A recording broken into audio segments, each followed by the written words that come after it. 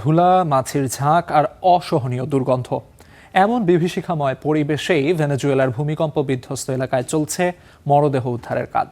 জোড়া ভূমিকম্পের ২০ দিন পেরিয়ে গেলেও ধ্বংসস্তূপের মাঝেই উদ্ধার কাজ চালিয়ে যাচ্ছেন স্বেচ্ছাসেবক ও নিখোঁজের স্বজনেরা। এখনও অনেকের আশা, ধ্বংসস্তূপের নিচে হয়তো মিলবে প্রিয়জনের সন্ধান।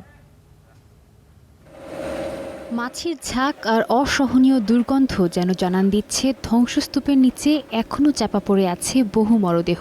সেই ধ্বংসস্তূপ সরাতে দিনরাত কাজ করে যাচ্ছেন উদ্ধারকর্মী, স্বেচ্ছাসেবক ও সেনা সদস্যরা। ভেনেজুয়েলার লা গুয়াইরায় ভয়াবহ ভূমিকম্পের ২ সপ্তাহ পরও ধুলা, তীব্র গরম আর ঝুঁকিপূর্ণ পরিবেশ উপেক্ষা করে নিখোঁজদের খুঁজে চলেছেন তারা। ধ্বংসস্তূপের পাশে অপেক্ষায় স্বজনরাও। অনেকেই বলছেন প্রিয়জনের মরদেহ উদ্ধার না হওয়া পর্যন্ত ফিরবেন না তারা।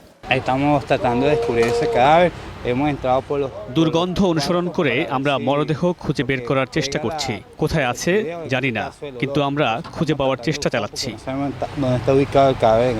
একের পর এক ধ্বংসস্তূপ সরিয়ে ট্রাকে তোলা হচ্ছে উদ্ধার হওয়া মরদেহ। কোথাও স্বেচ্ছাসেবকরা খালি হাতে ধ্বংসাবশেষ সরাচ্ছেন, কোথাও চলছে ভারী যন্ত্রের ব্যবহার। আমরা ধ্বংসস্তূপের নিচে চাপা পড়া ৩ বছরের একটি শিশুকে খুঁজছি। এখানে প্রায় ৪০ জন কাজ করছেন। পালা করে সবাই উদ্ধার অভিযানে অংশ নিচ্ছেন। ভেনেজুয়েলার ন্যাশনাল অ্যাসেম্বলির প্রেসিডেন্ট হোর্হে রদ্রিগেজের তথ্য অনুযায়ী শক্তিশালী ভূমিকম্পে এখন পর্যন্ত প্রাণ হারিয়েছেন ৪,৩৩৩ জন। তীব্র তাপপ্রবাহ, ভঙ্গুর ভবন, ধুলা ও দূষণের পাশাপাশি পচনশীল মরদেহের কারণেই উদ্ধার কাজ আরও কঠিন হয়ে উঠছে।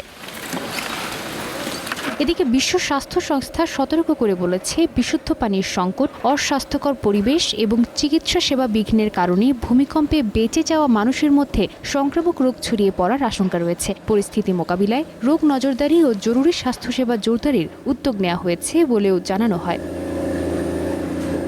Sadia Tasnim, star news.